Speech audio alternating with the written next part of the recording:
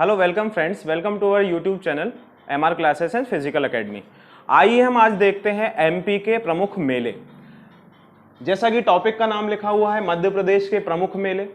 तो अगर मेलों की बात करें तो ये मेले जो है ये हिंदू धर्म में इनकी बहुत मान्यता है, क्योंकि पुराने ही समय से लोग जो है अपने घरों से निकल के मेलों में आते थे और अपने संबंधियों से, अपने मित्रों से वहाँ मिला करते थे और वहाँ चीज़ें खरीदा करते थे।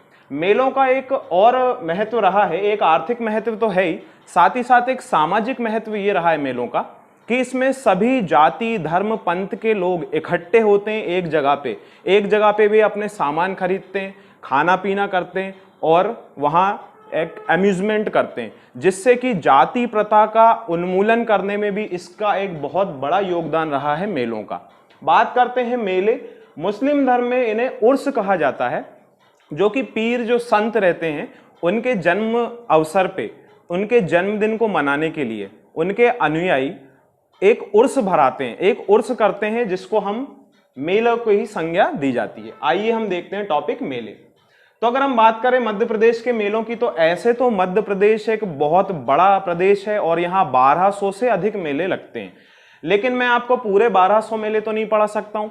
मैं आपको MPPSC और MPSI में जो मेले रिपीटेड पूछे गए हैं और यहीं से क्वेश्चन वापस से आता है, उनके बारे में आपको जानकारी देने वाला हूं। चलिए आइए देखते हैं कि अगर क्वेश्चन आता है कि सर्वाधिक मेले किस जिले में लगते हैं, मध्य प्रदेश में सर्वाधिक मेले, तो उसका उत्तर हो जाएगा उज्जैन। उज्जैन एक ऐसा संभाग और एक ऐसा जिला है जहां सबसे ज्यादा मेले भराते हैं। अगर हम बात करें सबसे कम मेले किस संभाग और किस जिले में भराते हैं, तो होशंगाबाद संभाग। ये दोनों संभाग भी हैं, जिले भी हैं। ऐसे टोटल 10 संभाग हैं एमपी में। तो ये जो बड़े बड़े दो जिले हैं, एक तो उज्जैन और एक होशंगाबाद, उज्जैन में सर्वाधिक मेले भराते हैं, जबकि होशंगाबाद में सबसे कम मेले भराते हैं।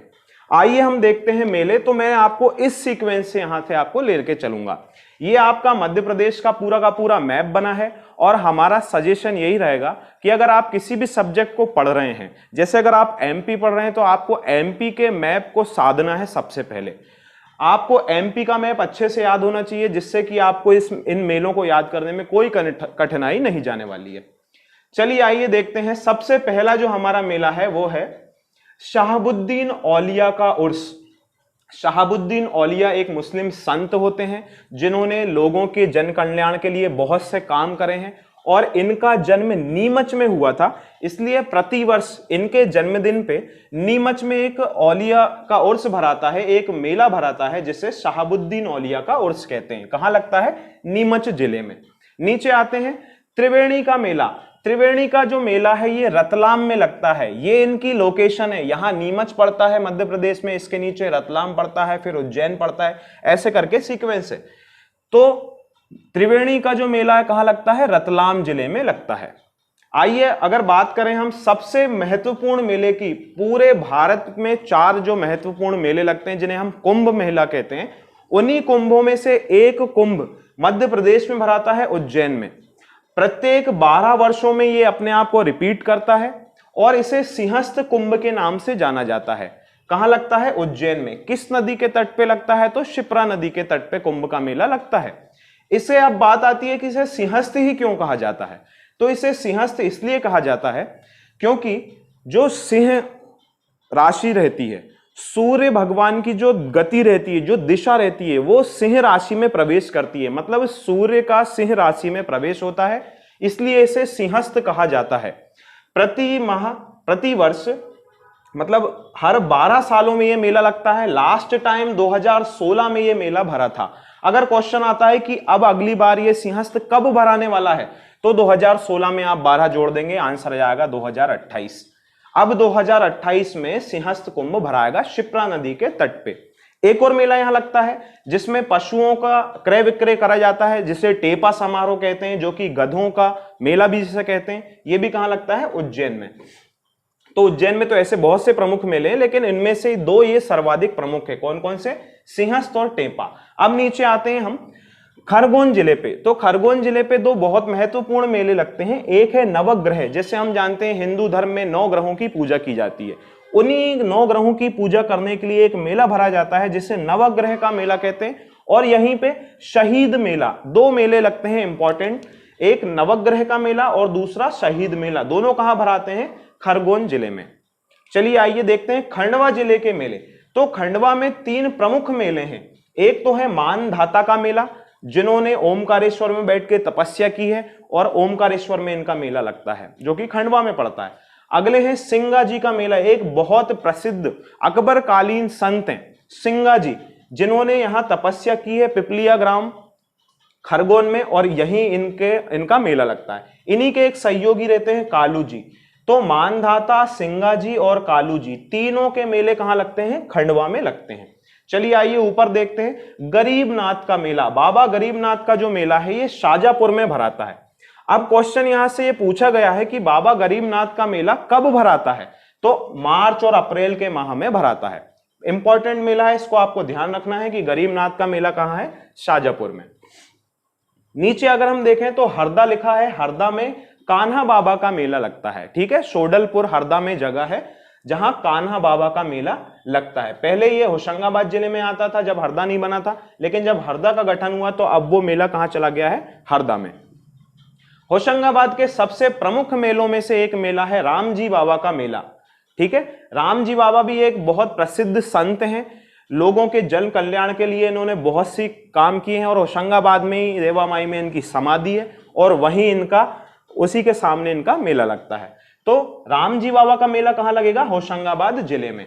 चलिए आइए अब हम ऊपर तरफ से देखना शुरू करते हैं। सिद्ध बाबा का मेला इंपॉर्टेंट मेलों में से एक है। सिद्ध बाबा का मेला ये श्योपुर में पड़ता है, श्योपुर जिला। प्रसिद्धि इसकी ये है कि यहां पशुओं का क्रय विक्रय किया जाता है, पशुओं का मेला है ये। ठीक है, सिद्ध बाबा का मेला कहां लगेगा? श्योपुर।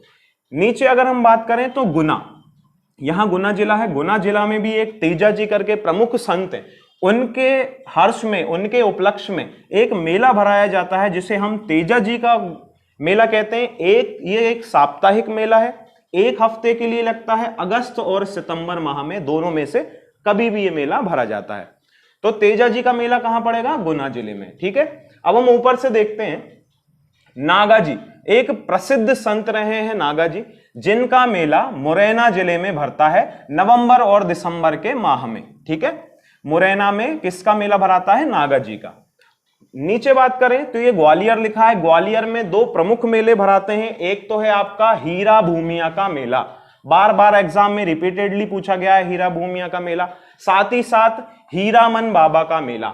हीरामन बाबा की प्रसिद्धि ये थी कि ये भी अकबर कालीन संत रहते हैं और इनके आशीर्वाद से स्त्रियों का बांझपन दूर हुआ करता था, ये इनकी प्रसिद्धि का कारण है। ये भी एग्जाम में आया हुआ सवाल है। तो हीरामन बाबा और हीरा भूमिया, दोनों जो हीरा वाले मेले हैं, दोनों कहां लगते हैं? ग्वालियर जिले में। नीचे आते हैं हम, पीर बुधान का मेला शिवपुरी में पड़ता है, बहुत इंपॉर्टेंट है पीर बुधान का मेला। तो इसको हम याद रखेंगे पीर और शिव से।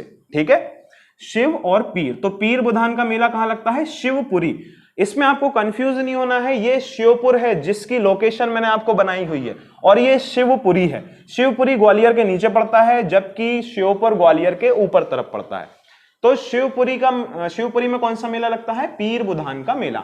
नीचे हम देखते हैं तो जागेश्वरी देवी, एक संत रहती हैं जागेश्वरी देवी, इनके नाम पे मेला भराता है चैत्र माह, मतलब मार्च के माह में। जो हिंदुओं का पहला जो नववर्ष चालू होता है चैत्र से, जैसे हमारा जो शक संवत है उसमें पहला जो माह है उसे चैत्र माह माना गया है, और ये बहुत पवित्र माहों में से एक है, जिसमें गर्मियों में जो नवरात्रे आते हैं वो चैत्र के नवरात्रे कहलाते हैं। और इन्हीं चैत्र के नवरात्रों में चंदेरी, जो कि अशोकनगर में पड़ता है, जिसकी की साड़ियां फेमस हैं, इस चंदेरी अशोकनगर में जागेश्वरी देवी के नाम पे एक मेला का आयोजन होता है।